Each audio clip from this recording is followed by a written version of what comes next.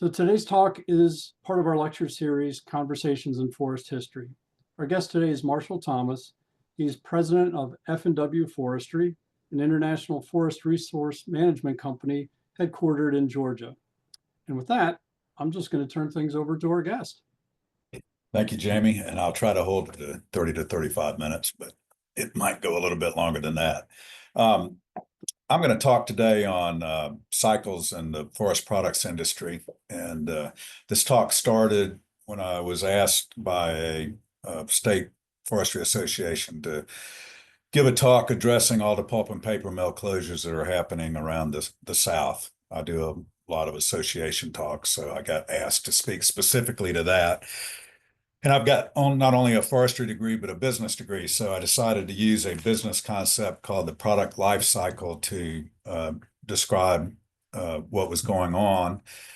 Because using a concept like that, and I'll introduce this to you in a minute, allows you to not only assess where you are, but where you might be going. So I thought I'd use the business concept to illustrate what the likely future looks like in terms of the pulp and paper industry. And of course, I decided to apply the same concept to the lumber industry, panel industry, and the other industries that we have in the South, so we could get a feeling about what our markets might look like. I'm on the board of the Forest History Society, so when I started preparing the talk, I thought, I bet those guys will have a bunch of pictures that I can use to illustrate these things and make the talk a little more interesting and more real. So I asked, and the Forest History Society produced, they not only produced the pictures, but some excellent graphs and charts of these cycles I'm going to talk about, and some other materials, some printed materials that were really interesting, because when I started digging back into it, we all say we can learn from history, and I ran into some stuff accidentally that illustrates how possibly we should be reacting to what you're going to see as a downturn in the pulp and paper industry in the South. So I'm foreshadowing a little bit, but it was just a classic example of you start digging into history and you find some guidelines for the future. So you'll see when I get there what I'm talking about. With that, let's start the talk. We're going to go back 200 years. I always, most of my talks do look back at history, and in this case, I was actually able to get back 200 years of information, which I think you'll find interesting. The concept we're going to apply to the forest products industry today is called the product life cycle. This is a concept that was introduced in 1965 in the Harvard Business Review. These charts that I'm going to show you on the next two slides are from that article in the 1965 Harvard Business Review. This guy, I forget who the guy was. Sorry, I should have looked up his name. He was looking at industries and products and determined that they, in fact, have a life cycle, and that there are some interesting things that you can learn from that life cycle. One thing that he discovered is that all products and all industries go through this life cycle. So let's talk about what the life cycle is. It's how the industry behaves over time. There's 4 stages to it: development, growth, maturity, and decline. So this graph shows that. On the y-axis, we've got units. This could be dollars of sales or units of production, whatever you want to call it, and then years across the x-axis. And so during market development, obviously, you're using cash, you develop it, and then you come out with a new product that nobody else has. So during this period, you have very rapid growth because you've got a product everybody wants. So you're buying it, they tell their neighbors about it, and they buy it. Also during this period, typically you have high profit margins because you're the only one making the product. Unfortunately, somewhere a few years out, everybody else figures out you're making money at it, so they start making it too. And you enter into the maturity phase where competition enters in, margins go down, you begin to get market saturation. So everybody that wants the kind of product you're making has one. And so you don't have as many new sales. And then the sad part is that all products and ultimately all industries go into a decline phase. This graph is for a single product. I'm going to go into an industry on the next page. However, as all of us that are in the natural resources field will also recognize this graph as the growth curve for trees, for forest, for animal populations. So it's interesting to me, and I saw this in business school, that a lot of the curves that you see in business are the same natural curves that we see in populations. An industry is an accumulation of the life cycle of different products. This graph is from that same 1965 Harvard Business Review article. It's for the nylon industry. By the way, Jamie, can everybody see my mouse when I'm pointing? Yes. Great. I just wanted to confirm that because I'm assuming that you can. The nylon industry is this, the entire industry is this curve here. But as you can see on this graph, the industry is made up of the curves of different products. So I won't get into what these products are, but you can see this product started in 1944, peaked in about 1956, and matured and probably is starting the decline phase. Same with this product. But as these early products peaked and declined, the nylon industry came out with new products. So here's a new product that grew and is in the maturity phase. Here's some even newer products that are still in the growth phase. So when you look at the life cycle curve for the entire industry, what you'll see is that it's in the growth phase, the nylon industry, perhaps, this was in 1965, perhaps entering early maturity, but that of course depended on what kind of new products the industry could come up with to keep themselves back in this growth curve. Remember, the growth curve is where your profits are highest. So all industries want to keep their products in that growth curve. Let me go back to this for a minute, and I'll give you an example of this that I think will make it real for you. Laundry detergents are a classic example of how industries use the product life cycle to perpetuate themselves. Let's use Tide as an example. So they come out with Tide. It works better than every other detergent. So they developed it here, put money into it. They bring it out. It works better than all the other detergents. Everybody wants Tide. But then all the other detergent companies start saying, well, we can make something that works as good as Tide, and we'll sell it just a little bit cheaper. And all of a sudden, you got competition for the product, margins go down. And then what does the maker of Tide do? He comes out with new and improved Tide, moves it back down the curve. They got something everybody else doesn't have. Their margins go up. They gain market share, and they'll ride that till they get up here again. And then they'll come out with Tide with nuclear ions that make your clothes whiter. You've all seen these. I'm making up my names. But so industry continually tries to move their products up and down this product life cycle. We're going to talk now, apply the concept of the product life cycle to the forest products industry. Going back a couple hundred years, I've got to have a starting point. To have a starting point, you have to have an ending point. So we're going to start by saying that wood was being used for energy across the United States in the early 1800s, and by the end of the 1800s had been replaced by coal. And a similar story to the story I'm going to tell you, the reason that happened is that the railroads were built across the country. So all of a sudden we had coal mines that produced a product that was superior to wood for heating, and the industry used the railroads to deliver that coal to the country and replaced wood. So that went away. So there we got our starting point. Naval stores were in huge demand back then. We used wooden ships, and naval stores were used to waterproof the ships. So the demand for naval stores from the South started up in the early 1800s, and we're going to go through that story in a minute. At the same time, demand for lumber had been constant, and the demand for lumber in the South kicked up, and that industry also started up in the 1850s.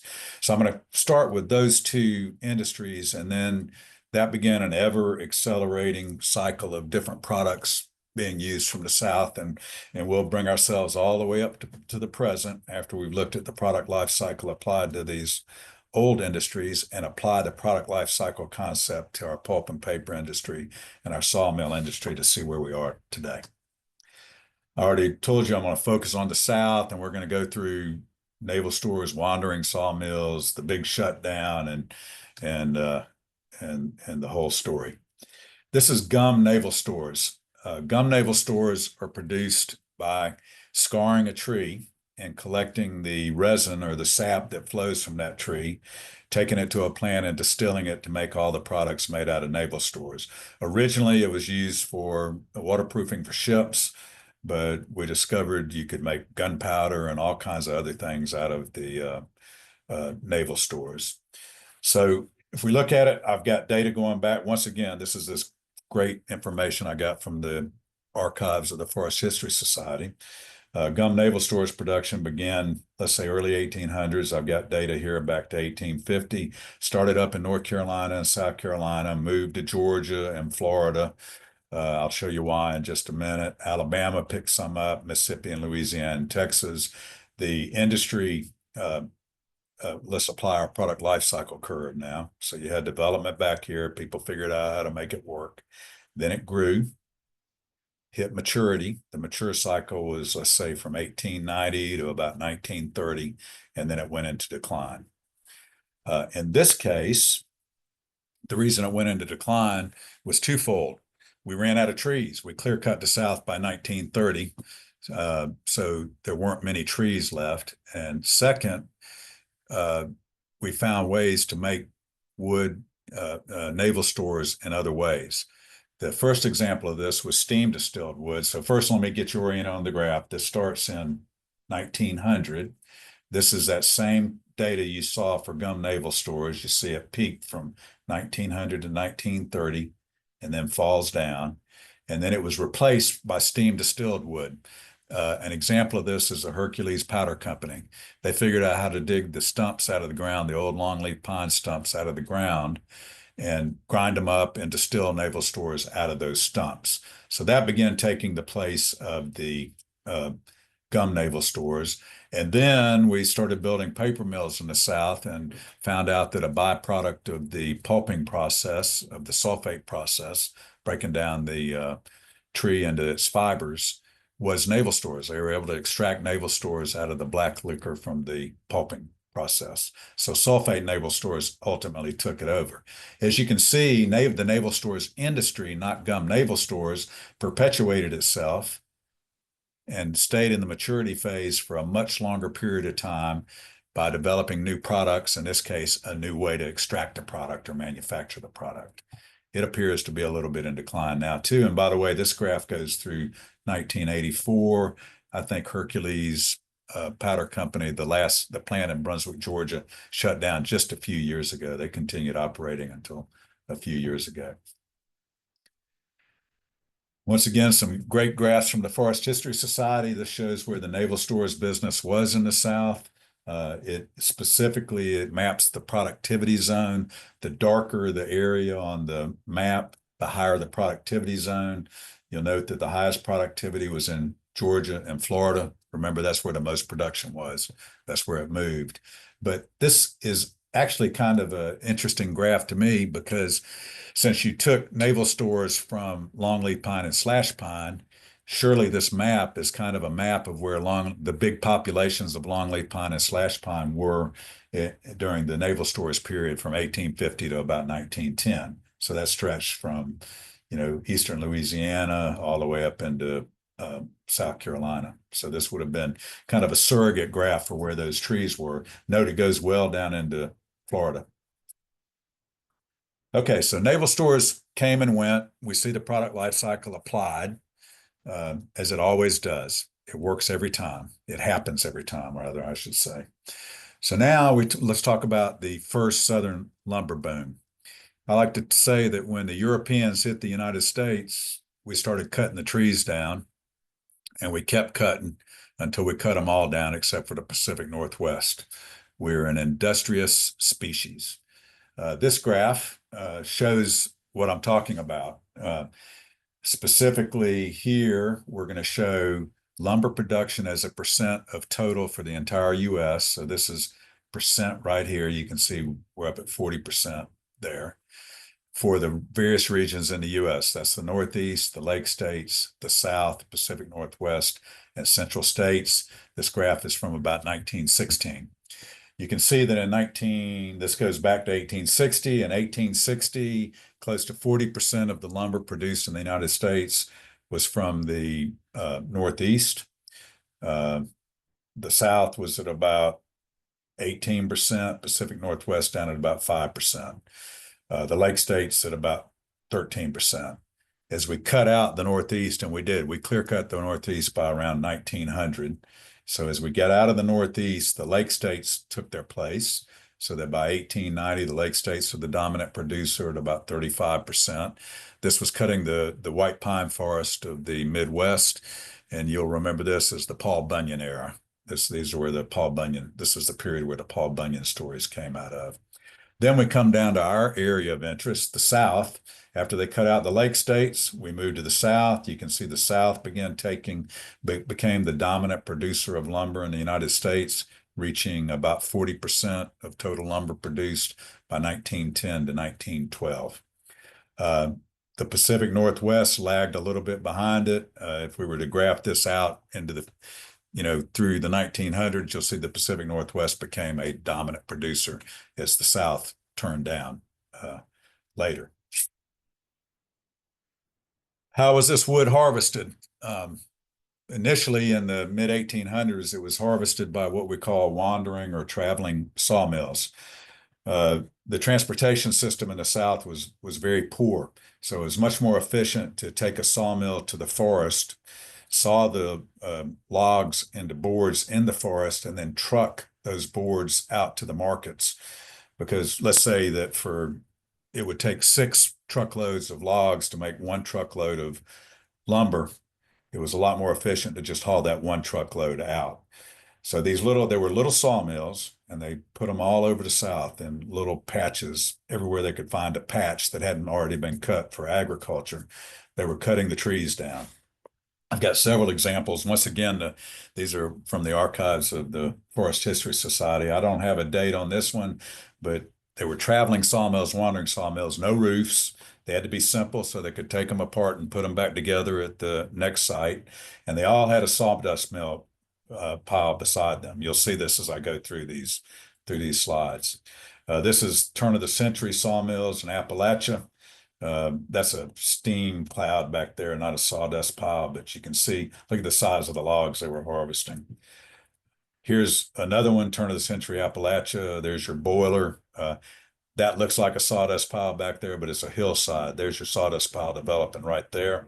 Here's the boards that they were sawing. I want you to keep in mind, I'm going to show you the production we were making in terms of billion board feet from the South. I want you to keep in mind how they were doing it when we get to that graph. Here's one from 1939. So these mills stayed in production throughout and past the boom period. Here you got a little better example of the sawdust pile. When I first got out of school in 1978 and started cruising timber, these piles were all over the South.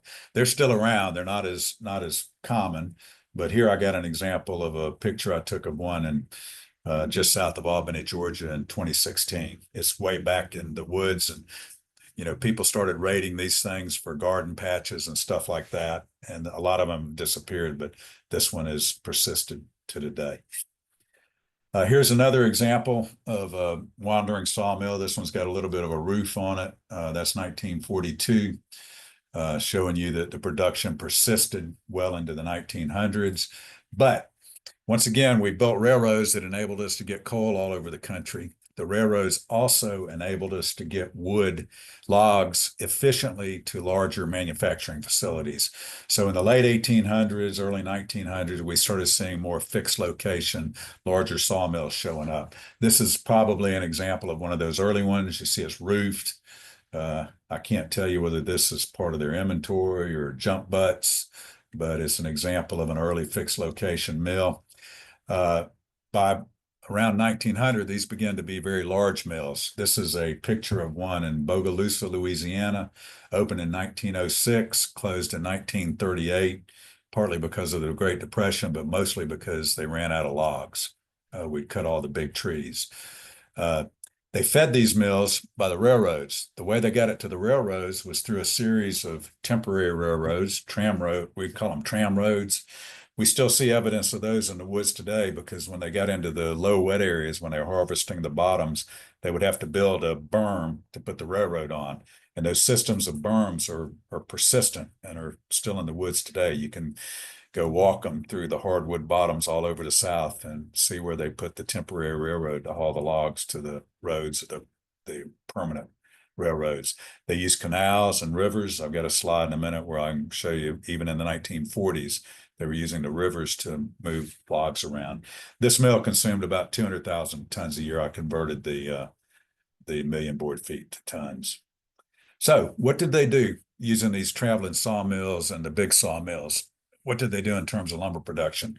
This is really interesting. This graph, once again from the Forest History Society archives, shows that we got two graphs here. Both of them show total lumber production. One breaks it into hardwood and softwoods, and then this one breaks it down a little bit further. I'll concentrate on this top graph. So you can see that in terms of total production in the South, we reached about 17 billion board feet in, let's say, 1910. Softwood lumber production here peaked at about the same time. Here you've got it broken down into pine and hardwood, but softwood lumber production peaked at about 15 billion board feet. As you can see, this boom lasted till about 1925 and then went down, reached a lower period. That was a combination of the Depression and a lack of large trees. We really did clear cut the South. This shows the same information at the state level. So if you're from the South, you can find your own state and see when it boomed. What you'll see if you look at it is that the West Gulf peaked earlier than the Southeast. Now, when you talk about these big shutdowns, you also have to consider the human impact, because these were people that were working, as I showed you, all over the woods through those wandering sawmills, but there were also loggers out there delivering logs to these mills, all the communities that had to build up to support the people in the woods doing the production. So this is an interesting way of showing the human impact. This is a map of mill towns in the Calcasieu Parish region of Louisiana. And as you can see, around 1900, we had about 6 mills. Whoa, hang on. We had about 6 mill towns in that area. Built up in the 1915 region to about 20. And then in the 1941 to 55 period, we were down to 2. Well, those are dots on a graph, but those were all mill towns. So you had the sawmill, you had all the people living around the sawmill that were supporting the mill and everything that the mill had to have to live. Well, all these people had to move. Their families were displaced as these mills shut down. So this is to me, it's kind of an interesting way of showing the human impact of the cycles. We attracted people, the cycle ended, and the people had to go find other things to do. Now, we didn't get back to the same level of lumber production in the South until the 1990s that we produced in that 1910, 1915 period. You can see in terms of softwood lumber production, we hit about 15 billion board feet in 94 and then went over it permanently starting about 1996. And, I like to think about this, how busy the South must have been in 1900, 1910, when you had the naval stores industry peaking and all those men out in the woods working the trees, this sawmill industry peaking, the agricultural industry working the 40s through the crop sharing system. It had to be a bustling picture in the rural South and the woods all over the South. I'd guess if you'd driven a wagon from one small town to another, you would have seen people all the way from one town to the next, where now you can drive from one town to the next and you don't see anybody. But we're producing more lumber than we did back then. So what's our story so far? Lumber, and other than fuel, lumber and naval stores were some of our first products from the Southern forest. I didn't mention this, but this was the cut and get out period. We didn't manage the forest. We just cut it, and when we finished with it, we moved to another area. Hence the movement from the Lake States to the Midwest, from the Midwest to the South, and from the South to the Pacific Northwest. We ran out of trees and we moved. Gum naval stores illustrated the concept of the product life cycle, perpetuated by new products, but ultimately the gum naval stores product itself went down partly because they ran out of raw material and partly due to product substitution. Land was a burden during this period. And the Great Depression, from the perspective of the resource, the forest, was almost a gift. We're out of big trees. The Great Depression reduced demand, so the pressure went off and the southern forest was able to recover. The recovery came at a cost to human beings. The rural South was in a horrible depression.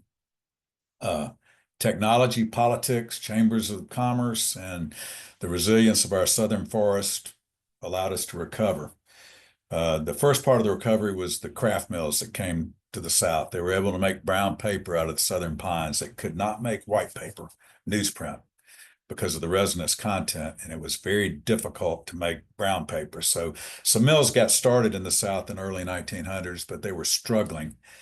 And then this guy named Charles Hurdy, who I always knew about, who figured out how to make newsprint out of southern pine. But in doing my research for this presentation, I found out a lot more about the guy. He was a social activist. He was a chemist from Georgia. He was a chemist at the University of Georgia. He was the first head football coach at the University of Georgia in 1892. But he figured out how to extract turpentine from trees in a non-destructive way. But his big contribution to this story had to do with the pulping process for southern pines. He saw the rural South in a horrible depression. No jobs, people were impoverished.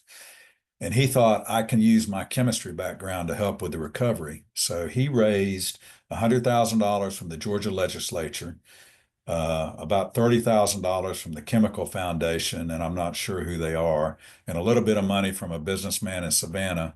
Used that money to build a miniature paper mill in Savannah, Georgia, and within 1 year figured out how to make white paper, newsprint, from southern pines. The first batch he produced was used by a local newspaper, and their headlines were, "We've made newsprint from southern pines." I like to say, the old Beverly Hillbillies thing, oil that is, he did newsprint that is. Now, a lesson for us today is, well, he figured out how to do it, and we're all talking about all the new products we can make from our southern pines. It takes a while from knowing how to do it to doing it operationally. It was another 10 years until 1940 until we were operationally producing newsprint from a southern pine mill, and that was at the Southland Paper Mill in Lufkin, Texas. But it was off to the races. By 1977, we had 115 pulp and paper mills, and these were the big mills that we're all familiar with operating across the South. Most of that happened over that 40-year period from 1930 to 1977, or 1940 to 1977. The forest was now being managed and replanted to feed these paper mills. We were making a myriad of other products from these same trees. And this is where I stumbled into the lesson that we can learn from this story, from the product life cycle story. This didn't happen by accident. Hurdy, the activist, figured out the technical part of it. But then you had families like the Langdale family in South Georgia, the Crosby family in Louisiana, and others all across the South that partnered up with state development boards, legislatures, governors, chambers of commerce, and they all started marketing to the business community that we had the material and we had a business-friendly climate. And we created exactly what those industries needed to come to the South. And that's how those paper mills got there. It wasn't the chemistry that did it. It was part of it. It wasn't the fact we had trees. Certainly that was part of it. But what really made it happen was this community effort to get the message out that we had the chemistry, the technology, and we had the raw material. And that's what brought the business into the South and helped to recover the rural parts of the South and create jobs. My family's from Georgia. When I was growing up, everybody called trees green gold. And that was a reflection of what was going on in that period. Now let's look at make this real with some pictures. This is the Halifax Paper Company in Halifax, North Carolina. All the early mills used various lengths of short wood. I always thought it was 4 feet, but obviously they had 8-foot bolts here. That appears to be about 8 feet to me. You got a picture of the mill there with the inventory. I'm assuming since they're out here in the yard, I'm assuming that these logs were debarked by hand. Think of how far we've come from that. Here's an example of stand management. This is in Arkansas. They've cut out 8 cords of pulpwood. You think about how far we've come along. This stand is 37 years old. It's on an oil field site. They cut 8 cords out of it. That's about 20 tons, and they left about 20 cords or 50 tons to grow. Notice the trees they left to grow into saw timber, or what we would call saw timber today. That photo is from about 1937. I told you we're still using rivers for transport and storage. This is pine pulpwood logs in the Altamaha River just south of Savannah, Georgia, being stored for the Union, what was called the Union Bag and Timber Company, became Union Camp, ultimately International Paper. This mill is still operating there in Savannah, Georgia. Darien is a town just south of Savannah. But these logs are in the river. You can't see the river, but they're floating in the river. Here's another example of a shortwood truck. When I got out of school in 78, we were still using these in the South. They were all loaded by hand. So this was a high-tech loader that IP had in South Carolina in 1947. I guess they'd load the logs onto that, and then the dozer would tip it up onto the shortwood truck. The big mills were all built. Here's a few examples of those. This is the Kraft Mill of the Chesapeake Corporation in Virginia. Notice that inventory pile. That's the Brunswick Pulp and Paper Mill in Brunswick, Georgia, still operating. So now let's look at the data, the numbers, and apply our product life cycle concept to the pulp and paper industry. We know now how it got started. It was a community effort. We know how fast it grew up until 1977. By the way, the last mill was built in 1984 in Eastover, South Carolina. This is a graph of paper production, and by paper, I'm including packaging and all the products you make out of cellulose for the entire United States. So you can see somewhere back here, we had the development phase, then the growth phase. I didn't have any data for this period, so I straight lined it. So we stayed in the growth phase. I'd say we hit the maturity phase right through here. I want to say that lasted until about 2010. And I think if you think of the product life cycle that I already showed you, and I'll show this again on the next slide, but looks like we're pretty clearly in decline.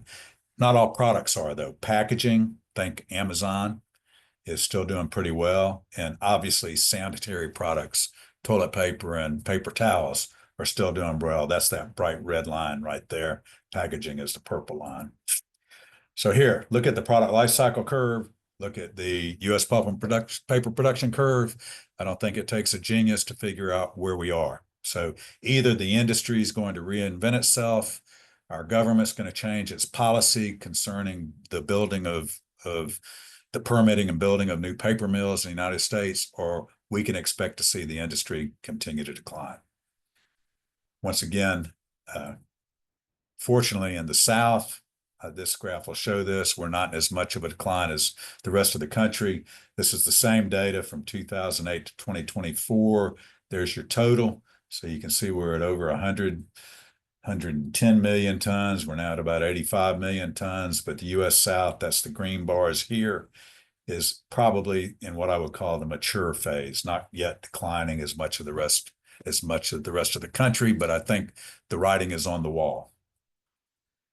Here's another way of showing it. These are the southern pulp and paper mills that have closed recently. This side of the graph is from, or the chart is from ForRisk. It shows recent mill closures in the South. The big red circles are the pulp and paper mills. So you can see in the eastern, southeastern part, we've had a lot of them. If you look back, this tells an interesting story. That's a graph. This is from the Forest History Society archives. As you can see, we didn't even have any pulp and paper mills in Georgia, Florida, or South Carolina in 1930.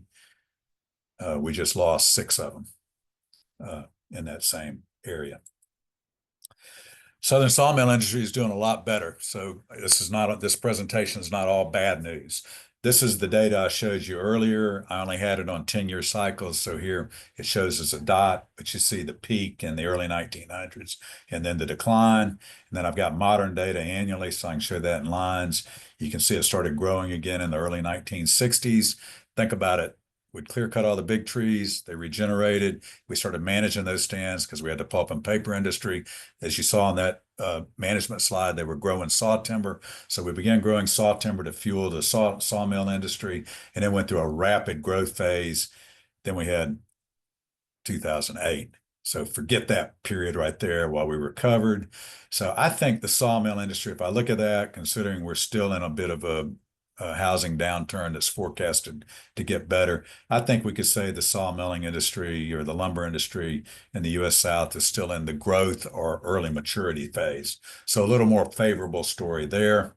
This is the same story, but for panels. So here I'm looking at the panel industry as a total. I have data back to 1970. You can see it grew through the 1900s, early 2000s, hit 2008, started growing again, appears to have leveled off there. But then we see the same thing of the individual product life cycles. Early on, this was plywood. Then we came up with OSB. Plywood production goes down, OSB takes its place, and you see this turn is essentially the same as the OSB turn. I'm illustrating this. I just want to show you this product life cycle is a good way to look at an industry. It happens every time, and it'll tell you where you are and give you an idea of what's going to happen in the future. So all industries go through these cycles. Within an industry, various products will go through the same cycle. They replace each other over time. A healthy industry reinvents its products and makes new ones to keep itself in that maturity phase. Unfortunately, in the U.S., the pulp and paper industry isn't doing that. Internationally, it is. The pulp and paper industry, if you look at international production, is either continuing to grow or starting to level out, maybe in the maturity phase, but it does not show the same decline that we show in the United States. So it looks like we're at a transitional point, similar to the one that occurred when the big sawmills had to shut down in the 1930s and before the paper mills started, and the South was in that horrible recession in the rural areas.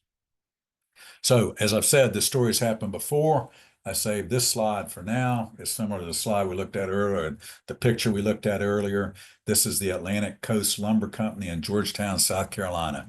Opened in 1903, closed in 1932. Here you see the mill. Here are all the boats that would take the lumber up and down the eastern coast of the United States. And there was your mill town. The mill shut down in 1932. All these people were out of work. All the loggers out in the woods were out of work. But in 1937, on almost the same site, the Southern Craft Company opened the Southern Craft Paper Mill that later became IP. So all the loggers went back to work, all the people went back to work, but they're working in a new industry now. After I did this presentation last fall, and this mill closed. So now we're seeing the end of this cycle. This mill closed on December 31st, 2024. So the message we learn from history is that we'll recover. We can, but with what will we recover? And I've got a list of all the potential recovery items here. Fuel, Jet A for ships.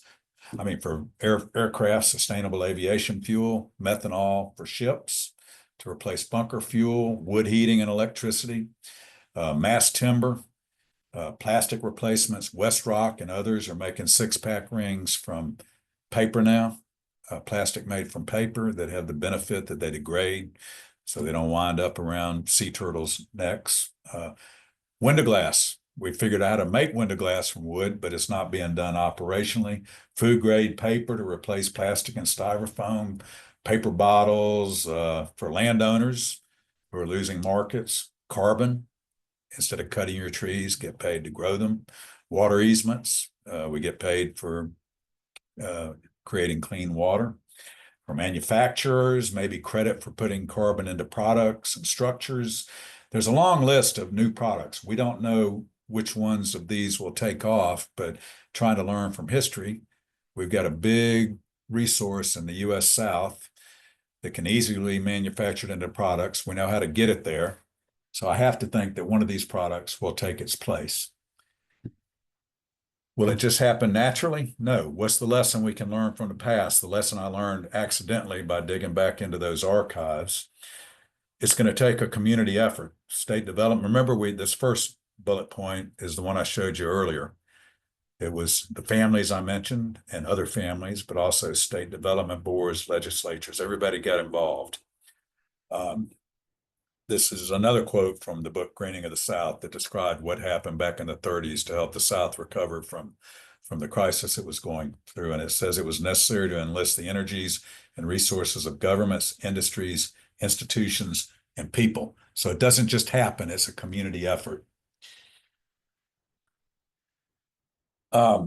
Before I go on to my conclusion, just as an example of things that are going on around the South is that in Georgia, we recently had a study committee formed by the Georgia Senate that looked into ways that we can create a favorable business climate to stimulate the industry to come in and create Jet A from the trees in Georgia. That's an obvious reason for that is the Atlanta airport. But this is an example of that same type of community effort that happened in the past, and more of it needs to happen. So what's our conclusion? The cycle we're going through, losing the pulp and paper industry, likely, unless it reinvents itself, has happened before. We can't control it.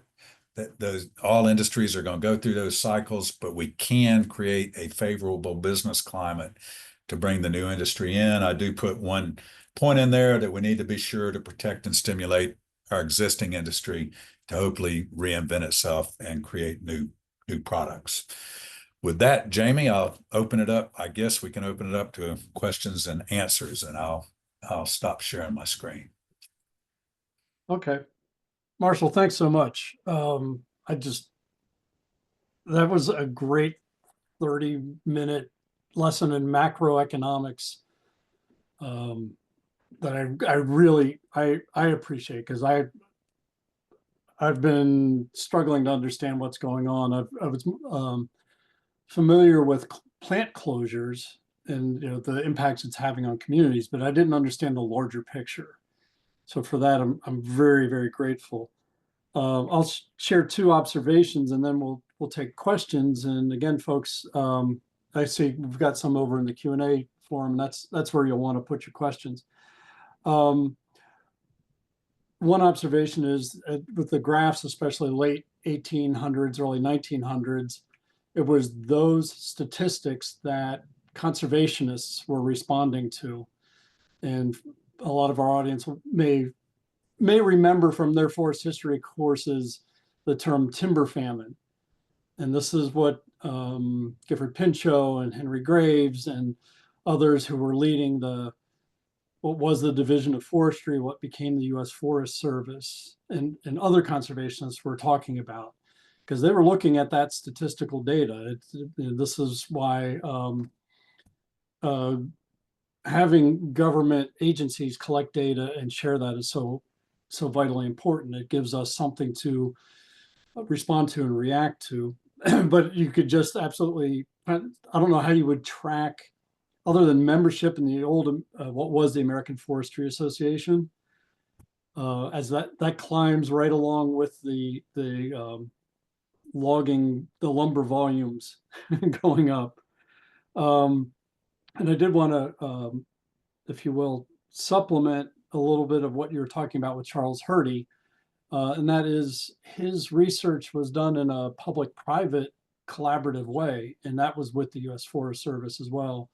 And central to that research was Eloise Gary, who was with the Forest Products Lab in Madison, Wisconsin, but she came down to the south into Mississippi and was conducting field research and helped and collaborated with Hurdy in terms of understanding when cutting into the trees to gather resin, that there were better ways of doing it that were healthier for the trees. And so Hurdy and Eloise Gary together helped save and transform the naval stores industry in the 1920s and 30s. But the bigger, And I believe Gary was the principal researcher in that. Hurdy gets the credit for it, but she, in fact, was the one that was really doing the work. Yeah. And she, just a quick digression, it wasn't Hurdy, it was Gary who went to I forget which business association it was, that was either headquartered or meeting in New Orleans, and she explained these concepts to them, and oh, there's a better way. Okay. But I put it in the larger context of the public-private cooperation and collaboration. And that's, that ties right into what you were talking about there at the end, that this is, we can't, I'm not putting words in your mouth, but the free market isn't going to solve this and keep communities going. It is going to take public and private funds and monies. So I'm very excited. We have a lot of comments and questions here. I'll just start with Karen Bennett's observation that up in New Hampshire where she is, there are sawdust piles all over. So Karen, thank you for bringing a more national perspective. Thomas Gary, I think, as I butcher your name, I'm just going to go ahead and do a preemptive apology. But he says, I learned recently that we are in a post-neoliberal economic policy era, meaning tariffs are coming back and state intervention in industry. Any idea how this may affect forest industries in the South? So I guess we'll put it in the larger context of, if you know anything about the impact of tariff policies historically or more recently, if you have any insights on that, that would be appreciated. I think I can make it real simple. Tariffs will help us with in terms of demand and price for trees in the United States. But if we get into a trade war with China and they put tariffs on our exports to China, that will hurt us. So I don't know what the net effect will be. I think that's just something that we'll have to watch. But it'll both help and hurt, and nobody knows. I don't think any of us know how it'll come out. Yeah, I'm not familiar with the tariff wars we've had over the last century or so with Canada and how that's affected. So I'm not going to address that, but I will say there is a book on that topic. The author's name escapes me, but there may be historical precedents for this, but it just feels like we're in a whole different world because it's a more global economy than in previously. So there may be some antecedents people can look to, but I wouldn't use in this case, I, as a historian, would not want to recast myself as any prognosticator. Yeah, and I'm being a little bit careful about prognosticating myself. Yeah. Michael Crow asks, do you believe mass timber construction is a potential reinvention for saw timber production? And I know that Georgia's got a lot of work going on in this area, but if you can you speak to that, Marshall? Yes, it obviously is, but all the forecasts I've seen so far are that even if we get excellent penetration into the large building market with mass timber, it won't it's not a big needle mover. Certainly, as part of that ongoing product replacement and one of many products that we'll need to keep the industry healthy, but it will not be like a 2x4 is. It won't have the same market share that a 2x4 does. It'll be much smaller market share, but certainly it's a big part of it. And I think, to me, maybe the more interesting thing about it is, and I didn't build on this because I only had so much time, but what we really have is we have a raw material that is carbon neutral. And we're not recognized yet. And I think what we really have to sell is the fact that we have a carbon neutral raw material, and we want people to come in and use that raw material to create all these carbon neutral products. Mass timber is one of them. So it replaces steel and concrete. It's a huge win. All those other new products I listed there are carbon neutral and replacements for the coal, oil based products. So I think, if you think about it, what we want to see is carbon neutral products being made from our trees that'll be the new products that can keep us in that mature phase of the product life cycle over time. So I think if I address that question, I say it that way. We want the carbon neutral products to be the new products that extend the maturity period of our products. Okay. Several people, I'm looking at 4 or 5 people are asking about the wood pellet in renewable energy industry. There's a lot of activity around that. Is and and if you can talk to that, that would be really, I think, quite interesting to hear your take on what is happening with the wood pellet industry. And again, not wanting to box you in as a prognosticator, but any insights you have on what that means for the future would be appreciated. I can do it very simply in using exactly what we're talking about. The United States, through EPA regulations, does not recognize commercially produced trees as a renewable energy source. They're very restrictive on the use of commercially harvested timber for that purpose. It has to be residuals, things that aren't part of the normal commercial harvest. Europe is not. So Europe recognizes wood as a renewable energy source. So yes, we have a pellet industry in the United States specifically to ship pellets to Europe, where they're using it to replace coal and natural gas, petroleum derived energy sources. So this comes back to what creating the legal regulatory climate that we have to rebuild our industry. We've got to get the EPA to rewrite those regs to recognize commercially produced forest products and the use of clean energy. So it's real simple. That's exactly what we're talking about. But in the United States right now, we don't recognize that. Okay. I appreciate you sharing that, because I didn't understand why we're exporting so much wood for wood pellets, but that makes sense now. So much appreciated there. Somebody asks, what's the best way to track timber market trends? I noticed you used sources from FHS and For Risk. Are there any ways to track demand or the rise and fall? What do you have, Marshall? Do you have a go-to for data and information, a go-to source? Well, for lumber, for saw timber trees, for tree prices, I track housing starts. And right now, at the mix of single family and multifamily units, what you can expect is that if we get housing starts up over about 1.5 million per year, and we just hit that in December, by the way. But if we can get over 1.5 million a year, after a period of time, we'll start seeing demand pressure on lumber, and of course from lumber down to trees. So that's one easy one to track. It's available everywhere. And then as far as paper and packaging, the best indicator for that is the general level of economic activity.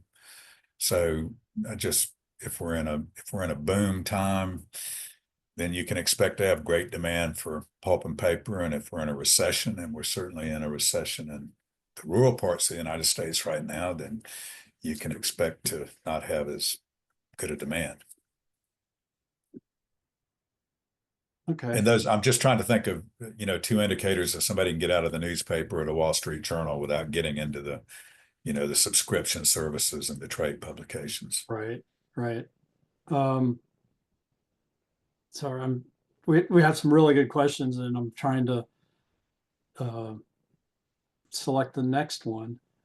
Well, following up on that, Doak Nickerson asks, what impact did the development of computer technology have on the pulp and paper industry? And I'm going to add on to that. I know there's some work in nanotechnology using wood fibers and computer, I think for producing computer parts. Maybe I've got that wrong. I was watching something the other night, and they were talking about we're going to go to the paperless office, 30, 40 years ago. Oh, we still haven't. But the question the Doak asks, what's the impact, or what impact did the development of computer technology have on pulp and paper? Ooh, I'm a forester, a tree grower, and that question goes a little bit beyond my scope of knowledge. I guess I'd just say the same impact it ever had everywhere else. It makes them, I'm sure it makes the mills more efficient. I know on the sawmill Hmm. side, uh, the use of computers has enabled sawmills to go from needing to use about 6 tons of green wood per thousand board feet to around 4 tons of green wood per thousand board feet. And that is definitely technology, computer chips that are enabling, certainly in, smaller saws and things like that, but mostly the ability to analyze the log and optimize production. I don't know about the pulp and paper side, but I'd say same thing. Yeah, just from a manufacturing as you said, a milling standpoint, which I hadn't thought about. I was, like I said, I think it's pretty clear what I was thinking about. The reams of paper coming in and, photocopying and all that. But there's probably it'd be interesting to see how that's shifted and by how much, but I hear you. Um, David Newen, speaking, this is a little bit on, I think, related, says one of the major factors impacting industrial change is the role of research into new products and methods. Forest products sector has been notorious for a relatively low level of investments in research. Now, that's David's take on this. But he asks, do you think with all the closures that the industry has given up on the use of research to get to that next level? Is that something you can Yes, shed some light on? that's exactly what my talk's about. And thank you very much for that question. Remember, at the beginning of the talk, I talked about the profit characteristics of the product life cycle. In the growth phase, you have high profits because you don't have a lot of competition. But then people figure out you're making money with that product and they start making the same product and you get competition and that drives profit margins down. As you get up well into that mature phase, uh, profit margins get so low that people quit reinvesting. They got to pay dividends to shareholders. And the margins are so low that the shareholders say, you know what, don't invest anymore because I'd rather have that money. I'll invest it in somewhere else that's in the growth phase because whatever you put back into that pulp and paper mill, you're only going to make a low return for. So industries that are in the mature phase and start to get into the declining phase become what are called a cash cow from the Boston Consulting Group matrix. And cash cows are companies that are at the end of the life cycle, and people manage them just to generate cash. They extract cash from them and they don't invest them in them. And yes, I would say that's exactly where the pulp and paper industry is. They're not reinvesting a lot. They're reinvesting enough to keep operating, but clearly they're not reinvesting enough to make new products. And I would like to say that that is in part due to the uh, restrictive regulations that we have concerning the construction of new mills in the United States. They're building them in other parts of the world. I like to say we're exporting our pollution. Uh, we don't like to build them here because they smell bad, so we're building them in other places. So to answer I think you're exactly right, and I think the product life cycle explains what's happening. You reach the maturity phase, you don't have cash to reinvest, your shareholders want dividends, and that's what companies do. Okay. Dennis McKinney asks, does the South presently have enough sawmill capacity to consume the annual growth of pine saw timber? No, no, we're growing. So I'm sorry, it's just like, okay. Um, can you elaborate? I guess we have to bring back mills Yes. to So do that. let's, put it back into the story. So the Mhm. South in 1930 didn't have any big trees, so the sawmill industry has to go away, but everything had regenerated. And I didn't mention this, but you also had the collapse of the ag economy. Everybody that was farming those 40 acres moved to Chicago or New York or where there were manufacturing plants being built. And those 40 acres regenerated into southern pine, all small trees. So we had all those small trees, nobody was using them for anything. And that's why the pulp and paper industry came in. We had the supply, then we had the technology, then we had the community effort, and we get the paper mills. Right now, we have the supply of small trees, the pulp and paper, and the pulp and paper industry is going down. We also have in most parts of the South, an oversupply of large trees. That's why, if you remember, the the lumber consumption curve was very steep. And I said we're still in the growth, maybe early maturity, but probably growth phase. The reason we're in that phase is we still are not sawing up all the trees that we're growing. We were doing that before 1908, 2008, when the crisis happened. That crisis and the downturn in demand that resulted from the crisis further exacerbated the oversupply problem because harvesting went to about half of normal levels. And so all that saw timber we're growing accrued into inventory. So we have a lot of inventory out there right now of both small trees and large trees to make all these green products out of. So is there a lot of conversion of that's going on because we're not using this wood fiber? We're not harvesting at the levels that we had been? Is and maybe it's a really localized response. For example, here in Durham, we have a lot of new housing development, and they are just plowing under forest land left and right. It's to the point where you could drive a country road one week, there's a pine plantation. You come back the next week, it's gone.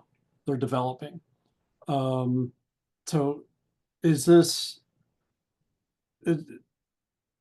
are we, on a region-wide basis, are we losing, gaining, or holding steady the amount of standing timber and forest land? Or maybe that's such a question. No, we've got data on that. If you go back over 20, 30 years, it's fairly stable. There's a little bit of a loss, and all of the losses to exactly what you were describing, to urban development, urban expansion. Urban expansion and timber markets are probably unrelated. The value of an acre of land for a subdivision or shopping is so much higher than any possible value of that land for timber production or agriculture that's going to happen no matter what happens with the timber markets. So the question is, are we seeing people move from from timber to agriculture or pasture? No, not seeing a lot of that. Okay. And it's more likely that, especially in these exurban areas, that as we're seeing around here, the forest land is just the value is greater to cut, or sorry, to sell and develop than yeah, that's if anyone's interested. Also, there's the heirs property aspect of it, which we're not going to get into, but on our YouTube channel, we have a couple of different presentations on heirs property. So if folks are interested in that aspect of development and that story, I recommend going out there to that. And somebody had asked, is this presentation going to be available on YouTube? Yes, absolutely. By tomorrow, just as fast as we can get it edited and posted, it'll be available. We had talked earlier about the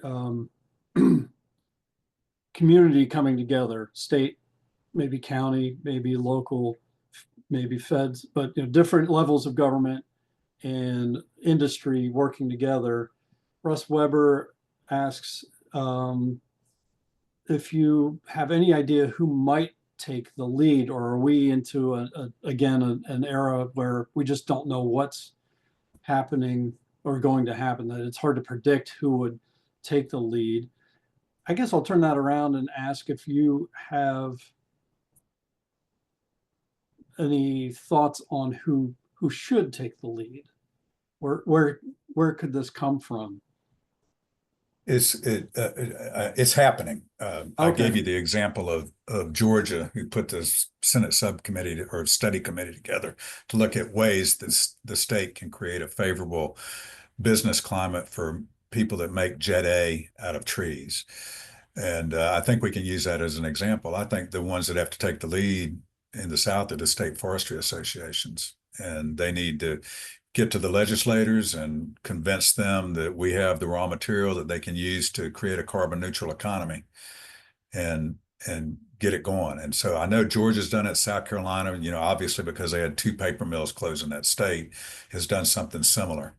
through the state forestry association. So it'll be a combination of state forestry associations with the aid and support of the state forestry commissions, working with the state legislatures, trying to influence the state legislators to create that favorable business climate that we need for the industry to develop. And that's the lesson that we learned from the 30s. So we have to do exactly what they did back then. Remember, the quote from the Greening of the South was, it was chambers of commerce, governors, legislators, all those people. But who influences those groups? It's the individuals working through the state forestry associations, in my mind. Okay. Yeah, influence and education, getting the state legislators up to speed on what's happening. Especially and then you've those. got the story for them is jobs, green energy, green products. I mean, we have the raw material to create what society is demanding right now. Okay. Yeah. Well, Marshall, thank you so much